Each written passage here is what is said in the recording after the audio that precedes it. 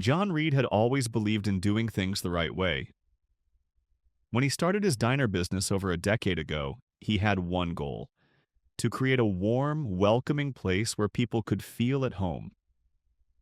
Over the years, his humble beginnings had grown into a chain of 13 diners spread across the region. The business was profitable, and to most outsiders, it looked like a textbook success story. But John knew better. Lately, something had been off. Customer complaints were piling up. Cold food, slow service, and most disturbing of all, rudeness from staff. Employee turnover had hit an all-time high, and the warm culture he had worked so hard to build seemed to be fading. His regional managers assured him everything was fine, that the reports were exaggerated or isolated incidents. But John's instincts told him otherwise. Something was wrong, and he was determined to find out what. Instead of calling a meeting or sending a memo, John decided to go straight to the source. He picked one of his diners in a suburban town 2 hours away from his main office. It was far enough that the staff there likely wouldn't recognize him. Most of them had never met him in person. He prepared for the visit carefully. Gone were his tailored suits and polished shoes. In their place, he wore a worn-out hoodie, a pair of jeans, and thick-rimmed glasses. He let his beard grow in and put on a baseball cap to obscure his face further. Looking in the mirror that morning, he barely recognized himself, and that was exactly the point. He drove to the diner thinking about how it used to be. When he first opened, he worked the line himself. He cooked eggs, served coffee, cleaned tables. He knew every face and every story. Now, he spent most of his time in meetings, crunching numbers and managing logistics. Maybe he thought that distance had cost him more than he realized. The diner was bustling when he walked in. The sound of silverware clinking, people talking, and orders being called out filled the air. It looked clean, though a little worn. The booths were aged, the lighting slightly dim. It wasn't bad, but it wasn't the warm, vibrant atmosphere he'd envisioned years ago. A young woman approached him with a strained smile. Her name tag read Megan. "Hi there, welcome in. Can I get you started with something to drink?" she asked, her voice cheerful but tired. "Just coffee, please," John said. He slid into a booth near the window and watched Megan weave between tables, taking orders, refilling drinks, and delivering food. She moved efficiently but lacked the spark he hoped all his employees carried. Her eyes were tired. Her smile didn't reach them. When she returned with his coffee, he ordered a burger and fries. She nodded and scribbled it down before hurrying away. Moments later, a voice bellowed from the kitchen. "Megan, you're behind again. Pick up the pace." John looked up sharply. The voice belonged to a short, stocky man in his 40s, wearing a stained apron. He was barking at Megan, who flinched at his tone but didn't argue. John recognized the type.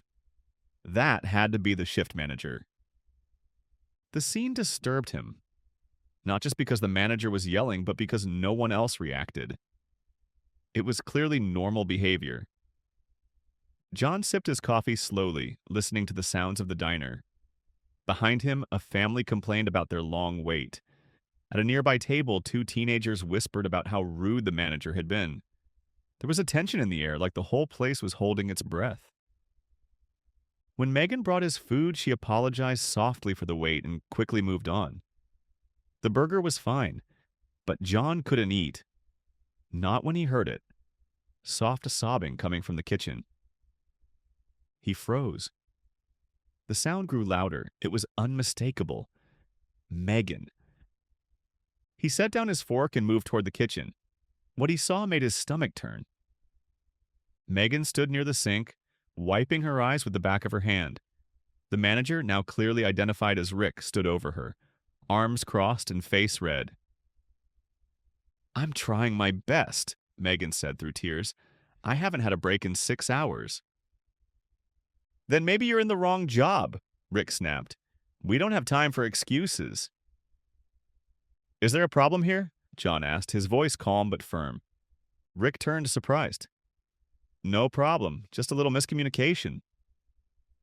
Megan shook her head, eyes still glassy. I'm sorry, she whispered. John looked from her to Rick, who hadn't even introduced himself earlier. Instead of revealing who he was, John simply said, She looks like she needs a break. Let her sit for a few minutes. Rick scoffed. We're short-staffed. It's the lunch rush. There's always time to treat people with respect, John said evenly. The kitchen fell silent. One of the cooks, a wiry young man named Connor, finally spoke up. Megan's been running since she clocked in. She hasn't even had water. Rick shot him a glare. Stay out of it, Connor. Focus on your station. John looked back Rick. And who's responsible for making sure your team can actually work? From what I see, the pressure is coming from poor leadership. Rick's face flushed. I'm just doing my job. If people can't handle it, that's not on me. We'll see about that, John said. Megan looked confused. I'll be fine, she murmured, though her voice wavered. John gently placed a hand on her shoulder. Take 5. You've earned it. Rick started to protest, but John held up a hand. She's taking a break. Now. Megan hesitated, then nodded and slipped past the swinging kitchen doors. What's your name? John asked. Rick, the man replied, defensive. How long have you managed this location? 2 years. It's been running fine. You call this fine? John's voice rose. Your staff are exhausted, your customers are complaining, and you're humiliating your team. That's not fine. It's a failure. Rick opened his mouth to argue, but John cut him off. You might want to think about how you're treating people, because if I were your boss, this wouldn't fly. Rick scoffed. Well, you're not my boss, are you? John didn't reply. He walked back into the dining area.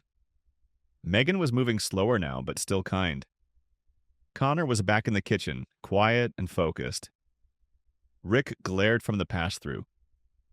John finished his meal, flagged down Megan, and paid in cash.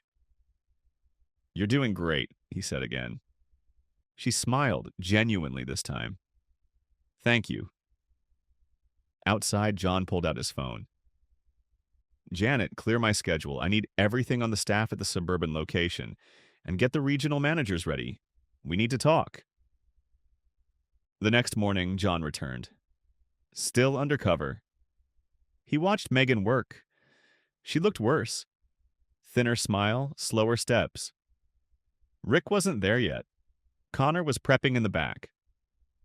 When Megan passed with a pot of coffee, John spoke up. How long have you been here? 8 months. It always like this? Megan glanced toward the kitchen. It's not just the customers, it's Rick. And Connor? She smiled slightly. One of the good ones. Covers for people. I'd have quit without him. Then Rick walked in.